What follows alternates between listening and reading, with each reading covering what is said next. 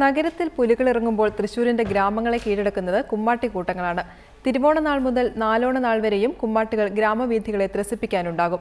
എന്നാൽ ഇക്കുറിയും സർക്കാരിന്റെ സാമ്പത്തിക സഹായങ്ങൾ കുമ്മാട്ടി സംഘങ്ങൾക്ക് ലഭിക്കാനിടയില്ലെന്നാണ് സൂചന. മരത്തിൽ കൊത്തിയ മുഖംമൂടികളണിഞ്ഞ് പർപ്പടകപ്പുല്ല് പുതച്ച് ആസുരതാളത്തിനൊപ്പം കുമ്മാട്ടിക്കൂട്ടങ്ങളുടെ നിറഞ്ഞാട്ടം കാണാൻ നാടൊരുങ്ങി. ശിവന്റെ ഭൂതഗണങ്ങൾ പാർവതിക്ക് മുന്നിൽ ആഹ്ലാദ നൃത്തം ചവിട്ടുന്നതിന്റെ പ്രതീകമായാണ് കുമ്മാട്ടിക്കൂട്ടങ്ങൾ ഇറങ്ങുന്നത്.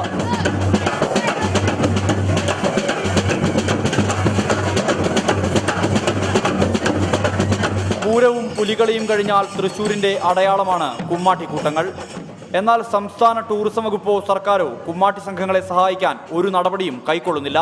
ടൂറിസം വകുപ്പിനെ സംബന്ധിച്ചിടത്തോളം നമുക്ക് ഒരു സാമ്പത്തിക സഹായം ഒരു സഹകരണം ഇല്ലാത്ത ഒരു ഡിപ്പാർട്ട്മെന്റ്, ഇങ്ങനെ ഒരു ഡിപ്പാർട്ട്മെന്റ് തന്നെ കേരളത്തിന് ആവശ്യമില്ല എന്ന് തോന്നുന്നു. കാരണം അത്രയും നല്ല സാംസ്കാരികമായിട്ടുള്ള തൃശ്ശൂർ ജില്ലയിലെ ഏറ്റവും വലിയ സാംസ്കാരിക പരിപാടികളാണ് കുമ്മാട്ടി. ബാലി സുഗ്രീവൻ, അർദ്ധനാരീശ്വരൻ, നരസിംഹൻ, തള്ള, ഗണപതി, കാട്ടാളൻ, ഹനുമാൻ, വിഷ്ണു തുടങ്ങിയ രൂപങ്ങൾ കൊത്തിയ മുഖംമൂടി അണിഞ്ഞാണ് കുമ്മാട്ടികളെത്തുന്നത്.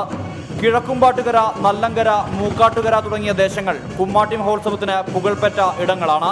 ഇക്കുറി 80-ലധികം സംഘങ്ങൾ കുമ്മാട്ടി മഹോത്സവത്തിന്റെ ഭാഗമാകുന്നുണ്ട്. മരത്തിൽ കൊത്തിയ മുഖങ്ങൾക്കൊപ്പം തൃശൂരിന്റെ നാട്ടുകൂട്ടങ്ങൾ ഒരുങ്ങി.